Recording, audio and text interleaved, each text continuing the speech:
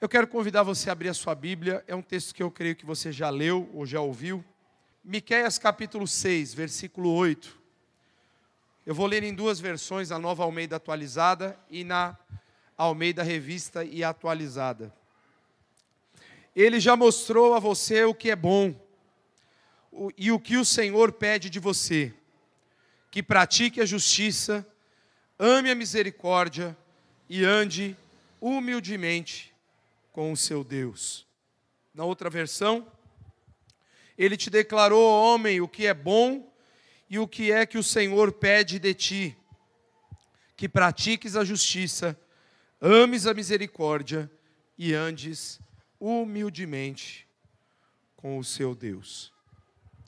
E esse texto me chamou a atenção, porque, principalmente hoje em dia, existe uma grande preocupação das pessoas com relação à imagem, com relação àquilo que as pessoas enxergam de nós. E aí vocês devem ter visto, né, uma brincadeira na internet, o pessoal falando, gente, pega leve no filtro aí, porque tem gente desaparecendo, quando põe a foto real não está achando a pessoa, tal, está pegando foto da rede social. Aí assim virou uma brincadeira, mas que no fundo, para alguns, quem sabe, gerou uma grande reflexão do seguinte: que tipo de imagem que de fato eu estou colocando para as pessoas ao meu respeito? Qual é a grande preocupação que eu quero que as pessoas enxerguem em mim, quando elas estão olhando para uma foto, para uma publicação, ou até para uma manifestação minha, seja pública, numa rede social? Qual é o tipo de imagem que eu estou querendo passar? E olha que interessante. A palavra de Deus estabelece para nós, Deus é um Deus de padrões. Deus, ele estabeleceu padrões em todas as coisas que ele fez. Quer um exemplo? Criação. A criação seguiu padrões. Ordem de dias, organização. Deus estabeleceu um padrão para Adão com relação ao jardim e ao cuidado de como as coisas deveriam ser. Posteriormente, nós vemos que Deus estabeleceu um padrão claro para Moisés e para o povo seguir. E mais para frente, com os profetas, você percebe que Deus continua insistindo na ideia de que padrões precisam ser obedecidos. E você quer que eu vá mais além? O maior padrão estabelecido por Deus foi não abrir mão do cumprimento da justiça plena na cruz. Deus não rebaixou o padrão para livrar o seu filho da morte na cruz. Porque só Jesus podia atingir esse padrão de Deus, para pagar com a sua própria vida, pura, santa, sem pecado, por seres humanos pecadores como eu e você. Deus nunca abaixou o padrão daquilo que Ele estabelece. E por que eu estou falando isso de forma tão enfática para você? Porque o texto que nós lemos traz essa proposta. Quando você faz uma leitura novamente do texto, você vai perceber que ele disse, ele já mostrou a você o que é bom. Ou seja, primeiro, Deus não nos deixa no escuro, Ele não nos deixa nas entrelinhas. Deus é claro em estabelecer os padrões que Ele quer que nós sigamos. O que o Senhor pede para nós. Ou seja, não é que Deus está dizendo, olha, a teologia de hoje em dia, de muitos lugares rasos, e que tem arrebanhado multidões nos cultos, tem dito o seguinte: Deus entende você. Tudo bem, você tá seguro, você está confortável. Olha, você tem que se sentir bem. É a teologia da wellness, do bem-estar. Contanto que você se sinta bem no nosso meio. Eu quero dizer para você, não para te entristecer, um dos lugares que você mais vai se sentir constrangido é quando você entrar dentro da igreja e ouvir a palavra. Porque todas as vezes que a palavra de Deus chegar para o meu coração ou para o teu, não tem como eu ou você não sermos constrangidos. Um Deus santo, puro e amoroso, que coloca diante de nós um padrão que nós sabemos que não é possível de seguir completamente, e o que nos constrange é saber que mesmo sendo pecadores, limitados, falhos, e que nós nunca vamos conseguir atingir plenamente esse padrão que Deus estabelece, Ele diz, ok, eu sei que vocês não conseguem, mas a minha graça é suficiente para você. Porque o meu poder se aperfeiçoa na tua fraqueza. Você não atinge plenamente os meus padrões, mas a minha graça permite que você mesmo assim possa estar na minha presença, aprendendo e caminhando segundo os meus propósitos para a tua vida. É isso que Deus estabelece. Só Jesus podia atingir o padrão divino para todas as coisas, mas a graça de Deus então chegou para que eu e você então pudéssemos estar inseridos a vivermos uma novidade de vida. E aí eu coloquei como tema da mensagem, o que Deus deseja enxergar em nós. E por que eu coloquei isso? Lembra dos filtros? Eu sou muito ruim de rede social, tá? Outro dia eu vi que há 6 meses atrás uma pessoa me mandou uma mensagem no Instagram. Sério, eu quase não mexo. Eu utilizo mais o WhatsApp para mensagem, e essas outras redes sociais eu quase não uso.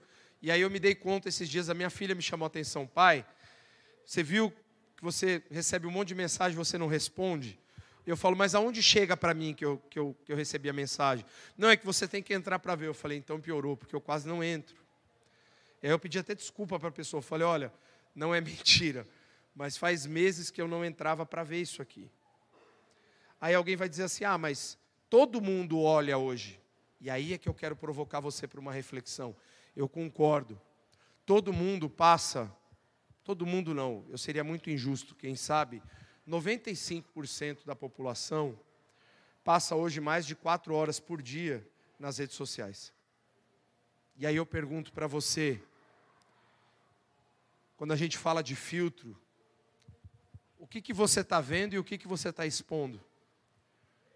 Porque isso tem muito a ver com o que Deus espera de você. Primeiramente, para dizer o seguinte, se você tem uma missão para ser sal e luz, o mundo precisa enxergar em você a luz de Jesus e aquilo que Jesus estabeleceu como padrão para você viver e resplandecer para as pessoas que estão lá fora. Quando eu digo tome cuidado com os filtros, é porque quem gosta de camuflagem, quem gosta de dar uma escondidinha nas coisas, nunca foi Deus, é o diabo. Ele gosta de omissões, ele gosta de pormenores, ele gosta de colocar questões subjetivas. Te dou exemplos. Qual foi a frase que fez com que Eva cedesse à tentação? O que ele disse para ela? Foi isso mesmo que Deus disse? Foi desse jeitinho? Deus foi específico. Aqui eu já estou, já uma discussão minha, mas foi isso aí que Deus falou? Que vocês vão morrer? Não, vocês não vão morrer não. Vocês vão ser igual a ele. E aí você vai dizer assim, nossa, eu não tinha parado para pensar nisso. E em partes, ele não estava dizendo totalmente a mentira. Ele só não estava sendo claro, porque ele disse, olha, você vai conseguir enxergar o bem e o mal como ele agora vai enxergar.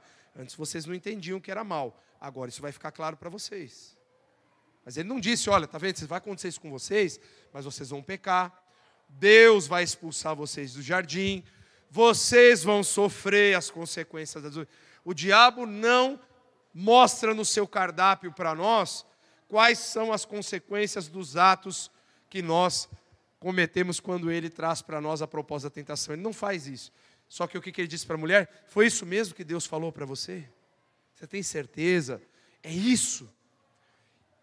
E os pequenos lapsos de dúvida são suficientes para muitas vezes fazer com que a gente pare para pensar e fala, pois é, eu acho que não foi isso aí bem que Deus falou, ou será que eu não entendi bem? Então, de repente, eu acho que a Bíblia diz lá no texto, né? A fruta era agradável aos olhos e parecia ser boa ali para comer. Então, quem sabe, não vale a pena. Vai que eu não entendi direito a ordem de Deus? A fruta está aqui, Deus não colocou uma cerca em volta. Percebe como o diabo ele vai colocando na nossa ideia o quê? Possibilidades para relativizar aquilo que Deus estabelece como padrão. Qual era o padrão de Deus na questão da árvore do conhecimento do bem e do mal? Não comam. Esse era o padrão. Estava estabelecido. Não é para comer. Qual que é o sistema de relativização que o diabo utiliza para atrapalhar a vida do ser humano? Foi desse jeito exatamente que Deus falou para você? E aí a gente tem que parar para pensar, porque entre aquilo que o diabo quer que nós entendamos como padrão para nós, aquilo que nós achamos que é certo, e aquilo que Deus de fato coloca como padrão e quer ver em nós, são coisas totalmente diferentes. E aqui o nosso foco é olharmos para aquilo que Deus quer enxergar em mim e em você. E eu escrevi algumas coisas que eu gostaria de compartilhar com você. Podemos acreditar que ao participarmos dos cultos ou executarmos algum tipo de trabalho na igreja, a gente esteja em vantagem no relacionamento com Deus. Eu sei que talvez isso já possa ter passado na tua cabeça alguma vez. Ou já passou pela minha. Mas eu estou mais envolvido na igreja, eu vou no culto, eu ajudo. Eu acho que eu tenho alguma coisa legal assim nesse sentido. Deus gosta de mim porque eu estou fazendo essas coisas a mais. E aí eu vou separar com você uma coisa bem importante. É claro que Deus se agrada porque você o está servindo. É claro que é uma bênção você estar na casa de Deus. É uma bênção você obedecer à palavra de Deus. Está tudo certo aqui. Mas nada disso te torna alguém melhor do que os outros, porque os outros não fazem. Porque aquilo que nós fazemos, nós não fazemos para os outros. Nós fazemos para Deus. O texto não diz o que as pessoas esperam de você, que você seja assim, assim, assim. O texto bíblico diz o que Deus espera e pede para você que você viva. Ou seja, existe uma expectativa divina com relação ao meu padrão e o seu padrão de comportamento diante dele. Então, estar na igreja e trabalhar na igreja não torna eu e você pessoas melhores do que as outras. Isso talvez nos evidencie que nós estamos conseguindo ouvir melhor a voz de Deus e estamos mais sensíveis, e isso é muito bom. Agora, cuidado, porque estar na igreja e trabalhar na igreja com a motivação errada pode te dar uma noção muito mais de Marta do que de Maria, porque o excesso de trabalho não significa estar totalmente conectado com a vontade de Deus. Precisa haver um equilíbrio entre o serviço e entre aquilo que nós ouvimos de Deus e o que Ele quer de nós. Senão nós nos tornamos meramente executores. E Deus não chama executores, Ele chama pessoas para servi-lo. E aqui o servo, não no sentido apenas de obediência, mas Deus tem prazer em nos dar entendimento daquilo que Ele quer de nós e o que Ele quer que nós façamos. E não sou eu que estou inventando isso. Lá em Salmos diz que Deus revela os seus segredos aos seus servos, aos seus profetas. Aquilo que está no coração dele, Ele coloca no coração dos seus filhos. Não há problema nenhum com relação a Deus nos revelar a sua vontade. Pelo contrário, é uma bênção quando Deus coloca no nosso coração aquilo que de fato Ele quer. E por que eu estou dizendo isso? Porque isso nos ajuda a entender que quando nós estamos diante de Deus, não tem filtro, não tem subterfúgio, não tem justificativa. O olhar que tudo sonda, tudo vê, tudo conhece, quando está posto diante de mim ali, Ele simplesmente enxerga quem eu sou por completo. Então não tem nada que eu tenha que dizer para Deus, ó Deus, hoje o Senhor está me vendo assim, é que aconteceram algumas coisas, é que hoje o dia não estava legal. Não tem como fazer isso com Deus.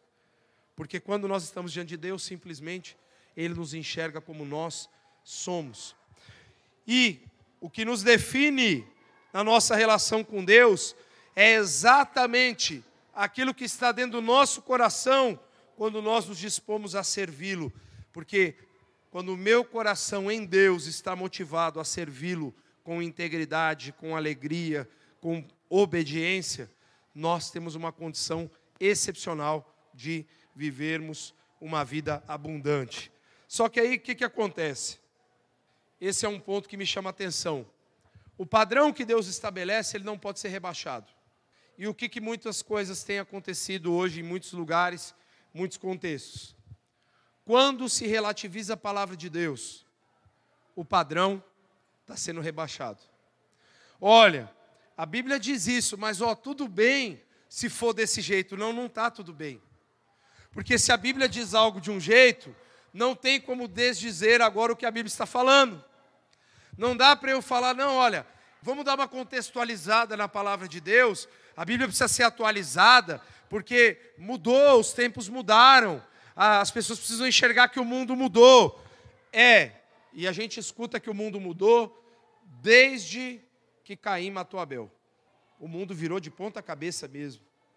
O irmão que foi capaz de matar o outro porque a oferta dele não foi aceita diante do Criador. Você acha que para você e para mim está difícil? Você imagina os camaradas que falavam com Deus, que tinham conhecimento de claro, o pai e a mãe deles tinha tido contato visual com o Criador dentro do jardim. E não muito tempo ali depois, um estava matando o outro. E detalhe, você quer que a coisa piora? Porque você fala assim, mas dá para piorar?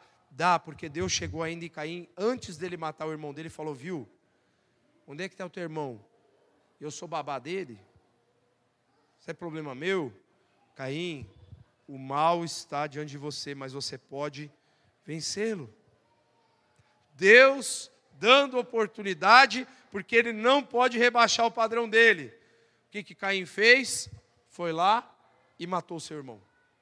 Perceba que desde o início tem desgraça. Desde o início que o pecado foi cometido, a desgraça se manifesta na história humana. Tem gente dizendo que hoje é que está difícil. Eu quero dizer para você, sempre, desde que o mundo é mundo e que o pecado está aqui no meio desse mundo, o mundo está difícil.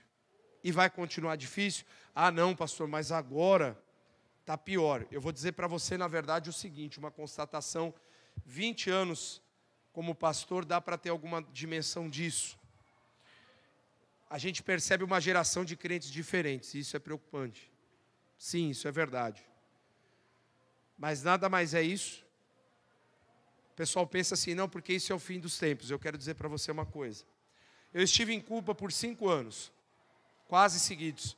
Eu viajava com um grupo de pastores para fazer um trabalho missionário lá de treinamento de liderança. E era muito interessante, pastor Isaías, porque até meados aí de 2012, 2013, as igrejas cubanas eram abarrotadas de gente. E o que eu vou falar aqui para vocês talvez até gere um escândalo, mas é importante que a gente entenda isso. E Cuba estava, como está até hoje, 50 anos atrasado pensando em Brasil, por exemplo. Em todas as áreas possíveis. E eu conversava com um amigo meu, que é pastor da Igreja Batista lá no Rio de Janeiro, da Batista Brasileira, e ele dizia assim, Rubinho, Cuba está 50 anos atrasado. E ele dizia uma coisa, e eu não tinha essa perspectiva. Eu falava, Wellington, olha como a gente está vindo dar treinamento aqui, olha como a gente tem que aprender com eles. Ele falava assim, Rubinho, posso ser sincero com você, cara? O Netflix, o celular, o WhatsApp, a rede social não chegou em Cuba ainda. O dia que chegar, a gente vai ver o tamanho do estrago que vai acontecer. E eu chegava a discutir com ele sobre isso. A gente ia todo ano, então eu sempre era aquilo lá. E no 4º ano, eu acho que isso aí já era 2014, acho que foi 2013, perdão, 2014, depois eu voltei pela última vez em 2016 para lá. Aí em 2014, a gente viu os jovens nas praças. E a gente começou a ouvir um negócio que falava, lá na praça tem Wi-Fi, tem Wi-Fi. E a gente olhava e falava, mas o que é isso? Porque a gente ia para Cuba, a gente desligava celular, não tinha internet, só tinha nos hotéis, com muita limitação. Em algumas cidades para onde a gente ia, não tinha nada, era bem limitado. E aí tem Wi-Fi, tem Wi-Fi. E a gente começou a ver o que era o Wi-Fi. Você tinha que pagar um CUC, era 1 por 1 entre o CUC e o dólar, que é a moeda nacional lá. Aí você pagava por 1 hora 1 CUC, por uma conexão bem baixa. E aí sim a gente pegava os nossos telefones e conseguia conectar. Só que olha que interessante, e por isso que eu quero chamar a sua atenção. Eles estavam vidrados com aquilo. Só que o salário, quem ganhava mais lá em Cuba na época era um médico. Ele ganhava em torno de $40 por mês de salário. Você colocar o dólar a 5, dava R$200 por mês de salário. Isso era o salário de um médico em Cuba. Um professor era $18. os pastores, os missionários, nós sustentávamos com $20 por mês. Eles ganhavam mais do que um professor para seguir na obra. Essa é a realidade cubana. Vocês ouvem na televisão, no rádio, ela é perfeito, tal. É só você ir lá alguns anos, você vai ver que é tudo mentira. E aí o que acontece?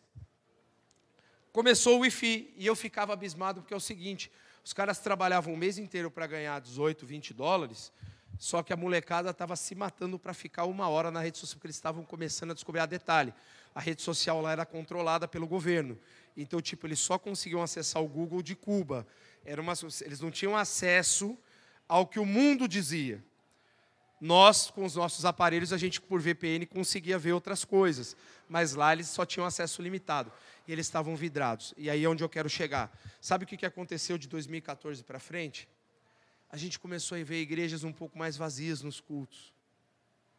O Wi-Fi estava tirando a galera dos templos. A rede social estava chegando para o povo cubano e o meu amigo estava certo. E eu estava muito errado com aquilo que eu queria acreditar. Porque aí o que aconteceu? Começou a haver uma mudança no padrão de comportamento dos crentes, porque eles começaram a gastar mais tempo com a rede social do que com a igreja. E eu estou falando para vocês, a gente está em 2024, fazem 10 anos que eu fui pela penúltima vez lá e comecei a constatar isso. Para nós parece até uma coisa absurda falar isso, porque em meados aí de 2010, a maioria das pessoas aí já estava com acesso à internet, mesmo com algumas limitações de aparelho, mas aqui no Brasil isso era uma coisa normal. Mas a gente está falando de uma realidade que tem de fato feito com que a igreja mude. Quando o pessoal fala, não, mas a igreja brasileira, olha, é o fim dos tempos, o povo está...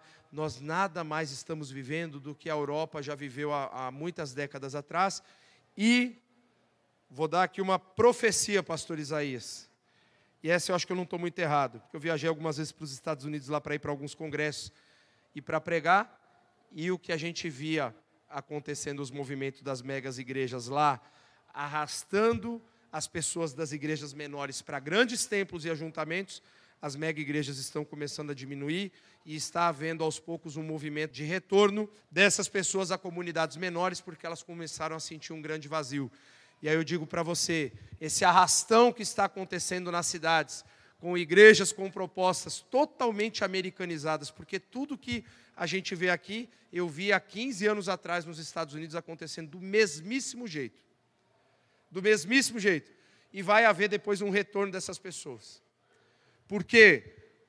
Porque evento não supre vazio. Atividade demasiada não enche um coração que está padecendo no pecado e precisando se arrepender. Porque a lógica do evangelho nunca mudou. Hoje está sendo pregado um evangelho fitness, um evangelho legal, um evangelho ralo para muitas pessoas, aonde o pecado já não é mais tão pecado, aonde o errado já é uma palavra que nem existe no dicionário. Mas eu quero dizer para você, você que está ouvindo, domingo após domingo, o seu pastor pregar para você a palavra de Deus, e a palavra de Deus está sendo ministrada, é isso que vai sustentar você, não somente para você se manter firme na caminhada, mas para você de fato mostrar a verdade, o evangelho de Jesus, para quem está lá fora sendo enganado pelas mentiras do diabo.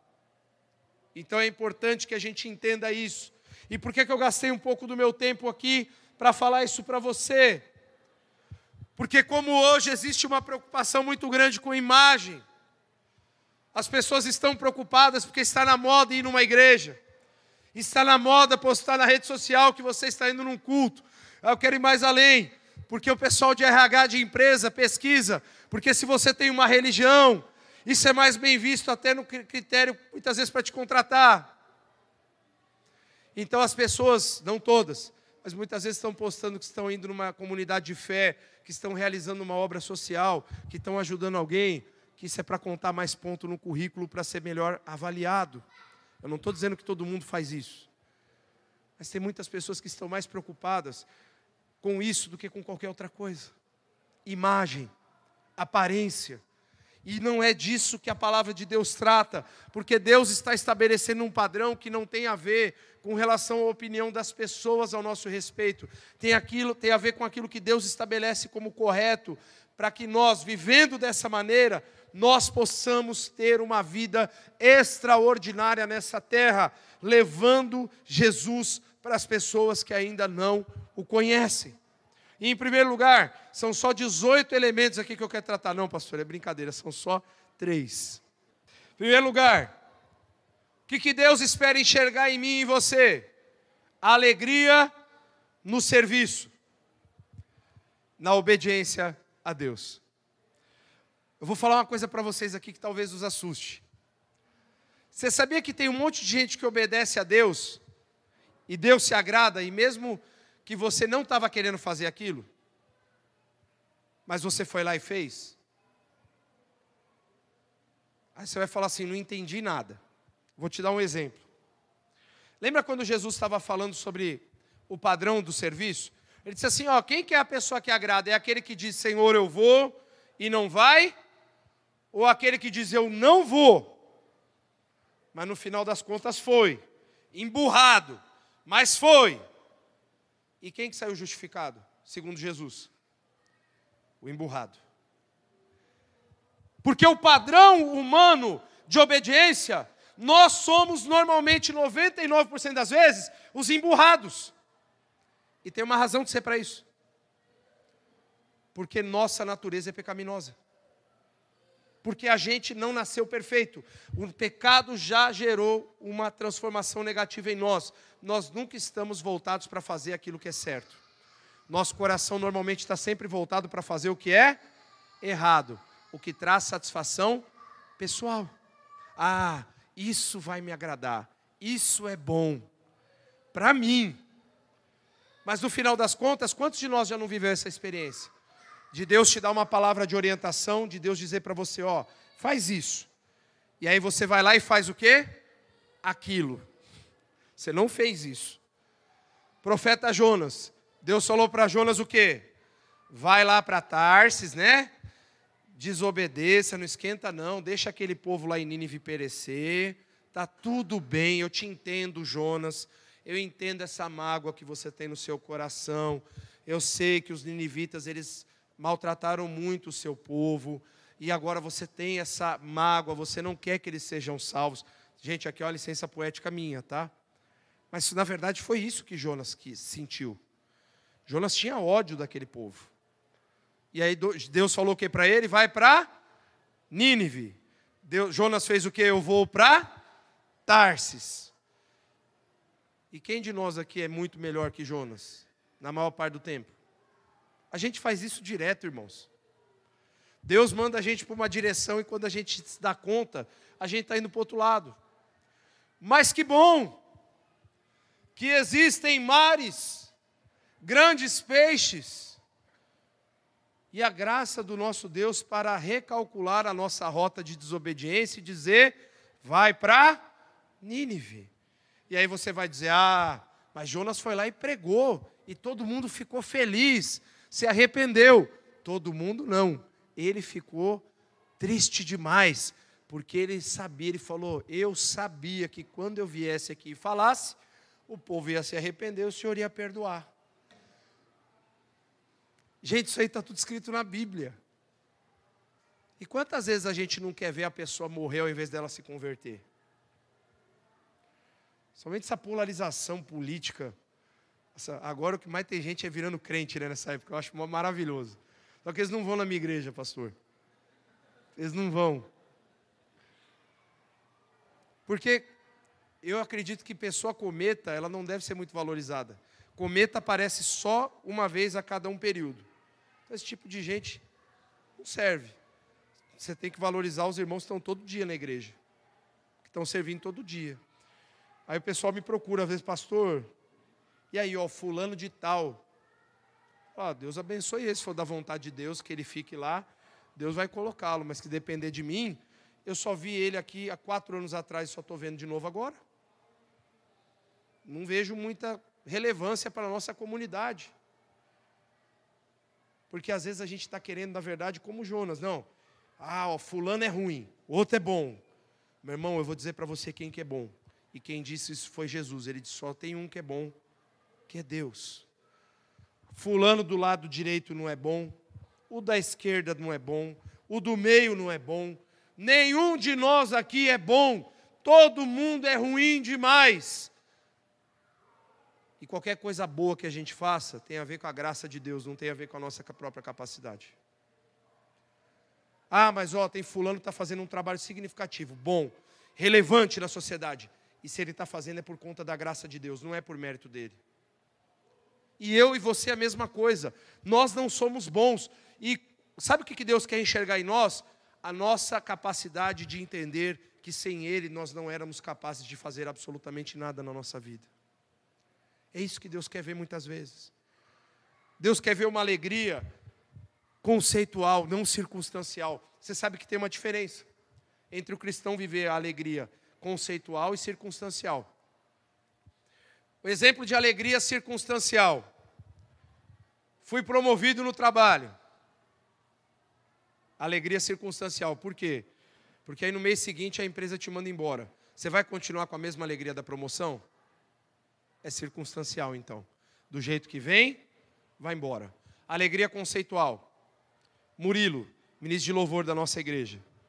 Filhinha deles, a Sofia, ela nasceu há 3 meses atrás. Nasceu prematura. Tem um problema no coração, teve que fazer uma sonda gástrica agora porque a nasal não estava funcionando para alimentá-la. Dos 3 meses de vida, ela passou praticamente quase 60 dias na UTI. A cada 15 dias o Murilo estava ali ministrando louvor, enquanto a esposa dele estava na UTI, ele revezava com ela de final de semana, e ele estava cantando do mesmo jeito. Hoje nós agradecemos a Deus, porque antes de ontem ela teve alta do hospital e está em casa. E tem muita gente, e eu falo por mim, tá? Tem muita gente igual eu, que às vezes por causa de uma unha encravada a gente começa a fazer igual Jesus na cruz. Eloi, Eloi, lema sabachthani, Deus meu, por que me abandonaste? Às vezes a gente está com uma unha encravada e a gente pensa que Deus não nos ama, que Ele nos abandonou, que Ele não se importa com os nossos problemas. Eu quero dizer para você, Deus se importa sim com os seus problemas e com os meus. E você quer saber como Ele prova que Ele se importa? Porque Ele resolveu o maior problema meu e seu na cruz. Porque o meu maior problema e o seu não é a enfermidade, é ter ou não ter dinheiro, ou ter uma vida boa ou não nessa terra. Era resolver o problema da condenação eterna, que eu e você não podíamos resolver. Ele mandou o filho dele morrer na cruz para resolver o meu e o seu problema. Então eu quero dizer para você, Deus se importa e muito com os nossos problemas. Ele nos livrou do inferno quando Ele enviou o filho dele para morrer na cruz por mim e por você. Então Ele se importa demais com nós, com cada um de nós aqui.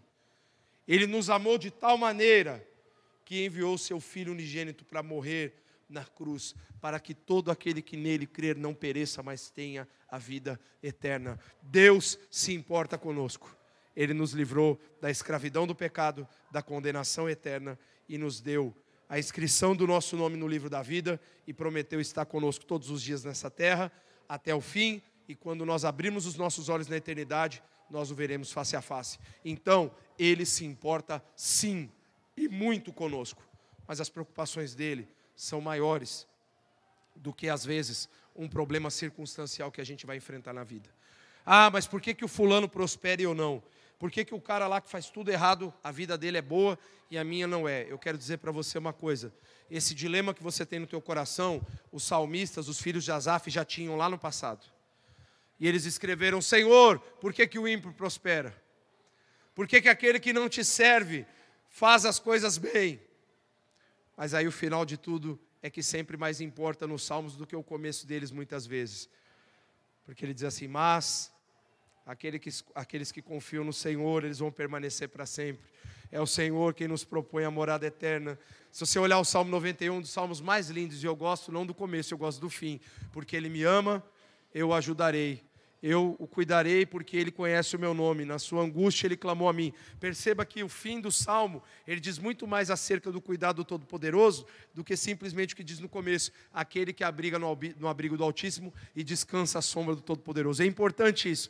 Mas o fim diz, olha, Ele me ama, Ele me buscou, Ele confiou em mim, eu vou cuidar dEle. Só que perceba que o Salmo 91 é até um bom exemplo disso, de alegria conceitual. Ele diz, eu vou livrá-lo na adversidade, ou seja, ele não disse assim, eu vou livrá-lo para que ele nunca mais tenha uma adversidade. Deus não te livra dos problemas de você não vivê-los.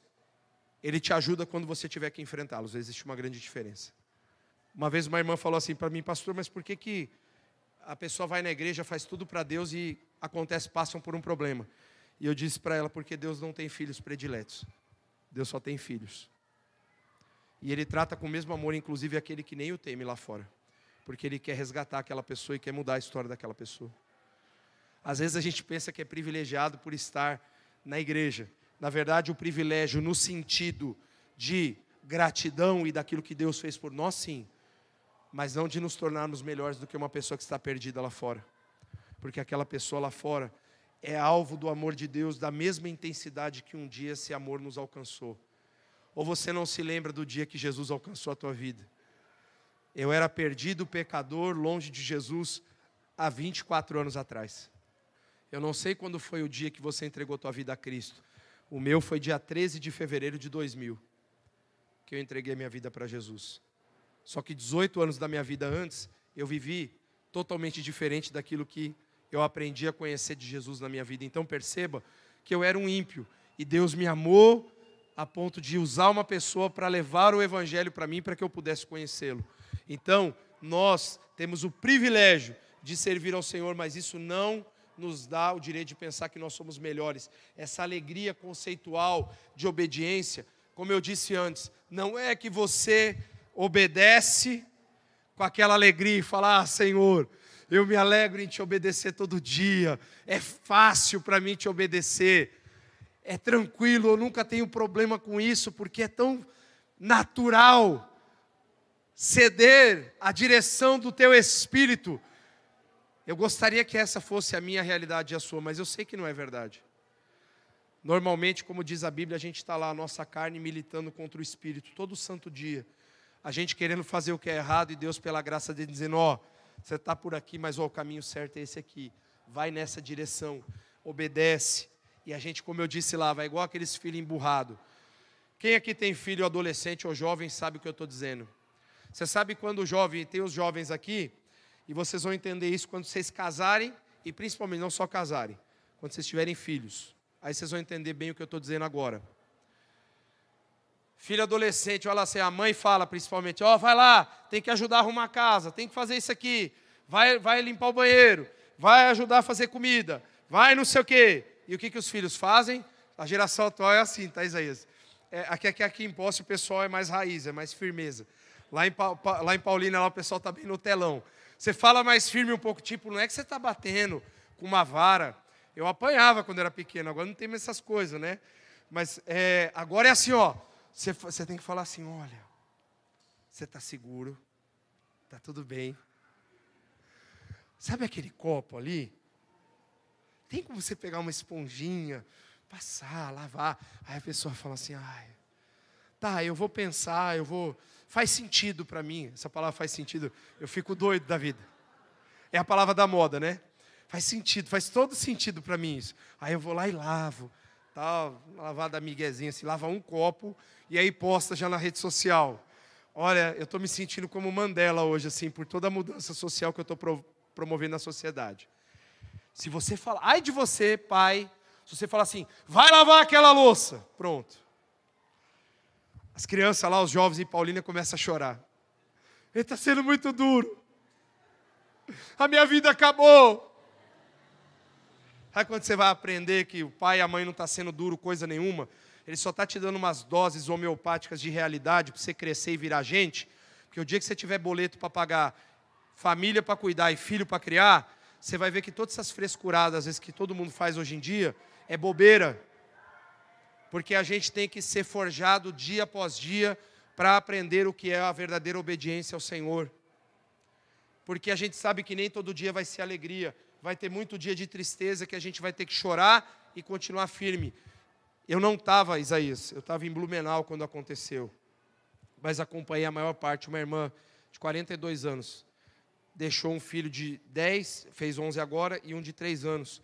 O câncer venceu ela. Não venceu a salvação dela. Uma semana antes dela falecer, eu estava na Unicamp com ela. E eu falei, e aí? Ela falou assim, pastor, eu queria viver. Eu quero viver. Queria criar meus filhos. Só que o diabo não pode roubar minha salvação. Eu já venci ele. Se eu morrer, eu estou no céu. E eu sei que Deus vai cuidar dos meus filhos, do meu marido. E ela partiu com 42 anos. E eu acho que chamou mais a minha atenção o fato dela dizer para mim: o diabo não consegue roubar a minha salvação. É o que ele tenta fazer com a gente todo santo dia. Ele não rouba a salvação, ele não te afasta de Deus. Ele te propõe coisas para que você decida muitas vezes escolher por um caminho que não tem nada a ver com Deus na sua vida. Alegria conceitual é você pensar como o profeta disse assim: ainda que a figueira não floresça, não haja fruto na vide, não hajam animais nos currais, todavia eu me alegrarei e exultarei no Deus da minha salvação. Pensa comigo uma coisa. Alegria conceitual é você ter a disposição de dizer para Deus obrigado, quando a tua vontade é falar assim: Deus, eu quero tacar uma bomba e explodir tudo porque eu não quero mais nada. E ainda assim, você rendeu o teu coração à gratidão. Dizer obrigado não é estar totalmente convencido daquilo, porque às vezes você está sofrendo. Mas você fala: ó Deus, o Senhor deu, o Senhor tirou. Bendito seja o teu nome. Foi aquilo que Jó fez. Você acha que Jó estava feliz, estava cantando? Cheio de tumor no corpo, quando ele falou isso? Cheio de desprezo dos amigos, quando ele disse: Deus deu e Deus tomou, bendito seja o nome do Senhor? Você acha que ele estava contente de verdade? Não, mas ele estava rendido. A nossa gratidão não se manifesta em momentos de plenitude, de alegria. Ela deve sim se manifestar nos momentos de rendição. Quando eu estiver triste, abalado, revoltado, bravo, todavia eu vou reconhecer o Deus da minha salvação. E mesmo triste, eu vou me render aos pés dele e dizer: Senhor, obrigado. Mesmo que eu não estou entendendo, mesmo que está tudo difícil, eu escolhi te agradecer sofrendo. Isso é alegria conceitual. E aí, Salmo 100 diz o que? Sirvam ao Senhor com alegria. Apresentem um cântico. É fácil cantar quando está tudo dando errado? É nada. Você tem vontade de sair chutando tudo quando as coisas estão dando errado. Mas, o que o Salmo te diz? Serve a Ele com alegria. Não a alegria que tem a ver com o que você está vivendo. A alegria que tem a ver com o que Jesus proporcionou na cruz para mim e para você. Charles Swindoll, ele disse num dos seus livros, A Supremacia de Cristo: se Jesus não me desse mais nada além da salvação, eu ainda assim teria motivos para ser a pessoa mais grata do mundo, porque Ele me deu a sua redenção na cruz. Então, ou seja, se a gente recebeu Jesus, nós temos mais do que motivos para sermos pessoas gratas. Segundo, o que Deus quer ver em você e em mim? O que Ele quer enxergar em nós? Além da alegria na obediência, essa alegria conceitual, integridade no compromisso, na relação com Deus e com o próximo. Eu acho muito interessante que as pessoas muitas vezes elas têm se refugiado dentro das igrejas. Não é muito raro você ouvir falar assim: nossa, mas a pessoa dentro da igreja era tão boazinha, só que lá fora ela era totalmente diferente. E eu quero dizer para você uma coisa. Uma vez, um pastor me contou, eu não sei se é verdade, mas eu não duvido que seja. Ele disse que o marido e a esposa estavam indo para a igreja, e a esposa estava chorando, e ele diz assim: se recomponha. Ela disse: mas você acabou de me bater lá em casa. Ele disse: mas se recomponha, porque hoje é a ceia do Senhor e eu vou ser um dos que vai servir a ceia. Por esse meu lado mais de advogado, eu não sou criminalista, nem teria condições de ser, mas eu não passaria vontade de já chamar a viatura para levar o sem vergonha, porque quem é capaz de bater numa mulher, ele precisa, na verdade, sofrer um pouquinho para aprender a virar gente. Mas por que eu estou falando essa questão para você? Porque o que era mais importante para aquele homem não era o fato do que ele fez antes com a esposa dele, era a preocupação da imagem dele diante das pessoas, porque ele estaria fazendo alguma coisa. Meu irmão, isso é absurdo. Porque se eu batesse na minha mulher ou fizesse alguma coisa errada com os meus filhos, eu não ia ter coragem nem de chegar dentro da igreja antes de eu consertar. Mas o que as pessoas estão preocupadas? Elas entendem que eu tenho que mostrar a minha melhor versão para as pessoas. E na verdade a nossa melhor versão não é a nossa capacidade de sermos perfeitos, porque a gente nunca vai ser. mas é a nossa vontade de viver em integridade. Ser íntegro significa ser inteiro, ser completo. Não é perfeito, é ser inteiro dentro daquilo que você e eu conseguimos diante de Deus. O que o apóstolo Paulo vai dizer em 1 Coríntios capítulo 4, versículo 2? Ora, além disso, o que se requer desses encarregados, desses despenseiros, é que cada um deles seja encontrado fiel. Fidelidade, lealdade tem a ver com integridade. Não tem a ver com perfeição aqui, porque só Deus é perfeito. Lealdade é a virtude essencial para todos os servos e administradores, especialmente nas questões de Deus. Nossa lealdade a Deus e ao próximo define o tipo de relação de confiança que de fato nós vivemos no nosso dia a dia. O que o apóstolo João falou? Ninguém pode dizer assim, eu amo a Deus, se eu não posso amar o meu próximo.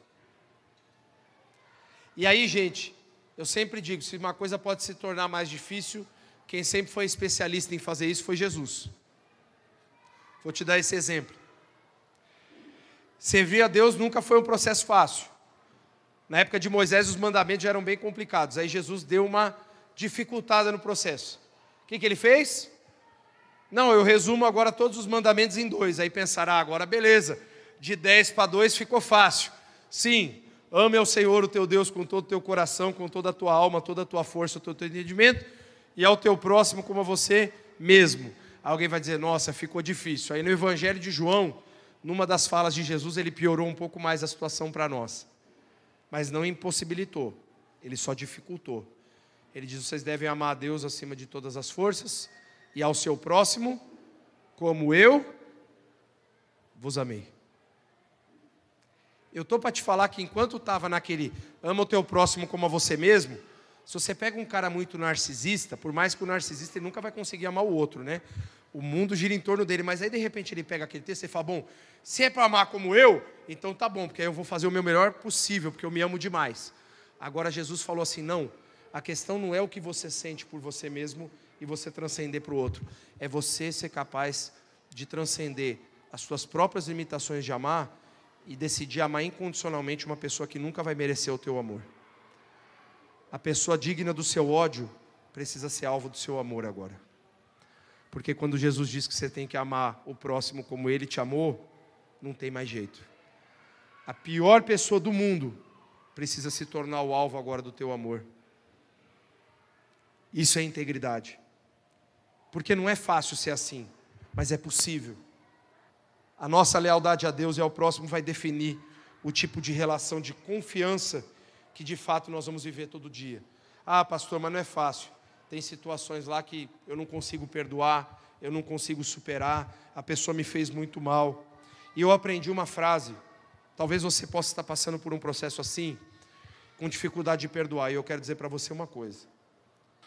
Vocês sabem quando alguém peca contra você, quem é a pessoa mais ofendida?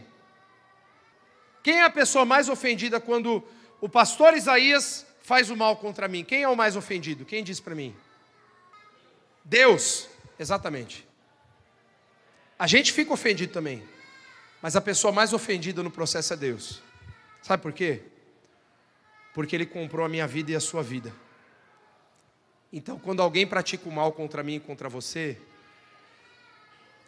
a pessoa mais atingida, e não no sentido de diminuir Deus ou nada disso, mas a pessoa mais ofendida, mais atingida com a ofensa do próximo, é o próprio Deus, não somos nós. Por isso que quando alguém peca contra nós, nós temos que pegar e falar, Deus, a minha vontade é matar essa pessoa. Irmãos, eu estou falando com propriedade isso. Eu falo isso aqui como testemunho, porque eu já aprendi que isso não era nunca para eu ter feito e Deus nunca ia me ouvir. Mas eu já orei para Deus levar umas pessoas da igreja há uns anos atrás. Mas você não está entendendo, eu não estava orando para Deus levar para outra igreja. Eu não sei para onde era, irmã. Mas eu cheguei a orar assim, eu estou falando a verdade para vocês. Você acha que Deus ia ouvir um tipo de coisa tão estúpida como essa? Eu achava. E eu orava. Falava, Deus, me livra dessa pessoa. Leve embora. E aí o ano foi passando, 2, 3, Deus não levava. Até o dia que ele falou assim, como é que eu posso levar embora uma pessoa que tem tanto problema e tanta dificuldade como você já teve um dia? E aí Deus me quebrou, né? Porque ele falou, pensa bem, você tinha que estar tentando demonstrar amor por uma pessoa que você está desejando a morte. Eu estou falando que eu vivi isso, tá? E aí talvez você vai falar assim, pastor Isaías, pelo amor de Deus, nunca mais chama esse cara, ele é louco. Mas é que na verdade a minha grande facilidade é não ter problema de dizer todas as dificuldades que eu já vivi na minha vida com Deus. Hoje para mim eu não oro para Deus levar ninguém mais, porque eu sei que não dá certo. E que não está certo fazer isso também. Mas eu já tive vontade de fazer isso. E sabe qual que é o grande negócio aqui, da integridade? Não é você falar, nossa, eu nunca desejei o mal para ninguém. Você está mentindo para você mesmo e para os outros. Porque a gente é humano, a gente é de carne e sangue. Tem dia lá que o cara fecha você e a tua primeira instinto é querer xingar o cara. Se você está mais espiritual, você fala, oh Deus, tem misericórdia. Se é um outro, ele já fala assim, ai, filho de uma bênção. Você já ouviu alguém falar? Eu só vou dizer um negócio para você. Se você deseja que ele seja o filho de uma bênção, é uma bênção você dizer isso para ele. Agora, se você estiver substituindo por uma outra palavra que você tinha vontade de falar, mas você sabe que não é certo e só está trocando, eu acho que você deveria refletir. Porque o que você está desejando, na verdade, para aquela pessoa? Percebe que integridade é mais profundo do que a gente imagina? E o que Deus espera de mim e de você? Ele quer que a gente aprenda a reconhecer quando a gente pisa na bola. Quem sabe aqui o maior mérito de Davi diante de Deus? Por que ele era segundo o coração de Deus? O que fazia Davi ser segundo o coração de Deus? Porque ele foi mandante de um crime, ele responderia no Código Penal, ainda como mandante, ele planejou o crime, levou a mulher do cara embora, adulterou. Isso não definiria ele como um cara segundo o coração de Deus. Aí alguém vai dizer, nossa, como esse Davi era terrível. E quem de nós é muito diferente dele? Talvez a gente só não fez a mesma coisa que ele, mas se a gente tentou fazer só um negocinho pequenininho, aos olhos de Deus é a mesma coisa. Mas a capacidade que Davi tinha de reconhecer, às vezes não era fácil não. Alguém vai dizer, algum teólogo de plantão vai dizer, pastor, mas Natan teve que ir lá contar a história da ovelhinha para ele se arrepender. E eu vou dizer para você, e quantas vezes Deus não teve que fazer isso comigo e com você também para acontecer a mesma coisa? A gente tem a mania de querer achar o problema no outro, para falar, tá vendo, olha, eu não sou igual ele. Com o gadareno aconteceu isso, todo mundo quer ter um gadareno na sua vida para chamar de seu, para dizer, tá vendo, ele é o endemoniado, eu não sou. Todo mundo quer ter uma mulher samaritana para excluir da sociedade, para chamar de sua, para dizer, tá vendo, ela é indigna, eu não sou. Mas se a gente for sincero, a gente vai perceber que a gente só não fez a mesma coisa, mas quando a gente pensa a nível de pecado e de desobediência, todos nós diante de Deus, a gente está no mesmo saco. E o que nos define então? A integridade aqui é a capacidade de dizer, Deus, pisei na bola, eu preciso recomeçar, eu preciso me arrepender, eu preciso pedir perdão para aquela pessoa, eu não fui certo com ela. Mas eu vou me expor. Mas o que Deus quer que você faça é realmente se esvaziar do seu orgulho, do seu ego, da sua autoimagem, para você ser cheio da presença do Espírito Santo, para que quando Ele te encher de poder, Ele vai fazer você e eu um instrumento nas mãos dEle para mostrar a verdade do Evangelho. Por último, porque eu só tenho 3 minutos agora, porque eu vou entregar antes das 8h30, pastor. Constância na jornada. A gente tem que seguir nos passos de Cristo. Deus quer nos ver constante. Você já viu o crente montanha-russa? Dos 5 minutos que ele está no céu, ele desce para o vale em segundos. Tinha um irmão em São Paulo que ele falava assim, pastor, ele desviava um tempo da igreja, depois ele voltava. Pastor, conta comigo para tudo. Agora, tal, não sei o que, olha, estamos juntos, pastor, é isso aí, tal. E eu dava risada, não porque eu duvidava dele, mas é porque a intensidade dele era verdadeira, ele queria mesmo. Aí um dia ele chegou e falou, irmãos, é o seguinte, eu falei para o pastor aqui, o pastor era muito sábio. Falei para o pastor aqui o seguinte: eu vou ser o secretário executivo dele. Aí o pastor olhou, era um dia de assembleia. Os problemas mais simples eu mesmo vou começar a resolver para o pastor, para ele não ter dor de cabeça. Mas fazia um mês que ele tinha voltado para a igreja, ele estava meio afastadão. Aí o pastor falou: irmão, agradeço, obrigado, mas tem coisas que Deus confia para nós. Orou com ele para ele não ficar chateado, né? Para ele entender também o que estava acontecendo. Ele tinha até muito boa vontade, mas ele era inconstante. Um dia ele estava no céu, no outro dia ele estava lá no inferno abraçando o capeta, e aí ele era inconstante. E a vida cristã, ela demanda constância de nós.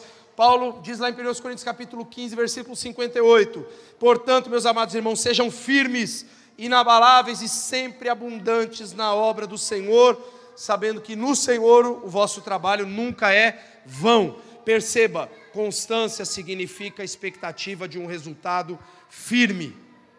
Eu sou constante. Mas hoje foi difícil, eu continuo. Mas amanhã vai ser mais difícil ainda. A minha esperança está em Deus, não está nas circunstâncias. Eu sou constante porque eu sou íntegro. Eu sou íntegro porque eu aprendi o segredo da alegria conceitual. Perceba que esses itens eles estão interligados. Ter justiça, amar misericórdia, andar com humildade, é a gente entender que essa constância, ela não tem a ver com uma vida só aqui na terra, ela tem a ver com reflexos na eternidade. Deus está projetando em nós um caráter que está nos moldando para que a gente esteja cada vez mais com uma expectativa clara da eternidade. E eu escrevi, tem dia que dá certo, viu? Tem dia que eu me torno quase que um poeta, Isaías. Eu escrevi uma frase assim: se aquilo que você faz é mais importante do que a relação com o Senhor, significa que você se define a partir das suas realizações, e quando elas não mais existem, talvez também não haverá nenhum tipo de experiência vivida com Deus. Para concluir, tudo aquilo que Deus planeja para as nossas vidas tem o propósito de nos ensinar, edificar e no final de todas as coisas, resultar em glória e honra para o nome de Jesus. Deus espera sim, meus irmãos, ver em nós mais dedicação, doação e dependência. Você quer 3 Ds benéficos para a tua vida? Dedicação, doação e dependência. Se dedique ao Senhor, doe a sua vida, o seu tempo e os seus recursos ao Senhor.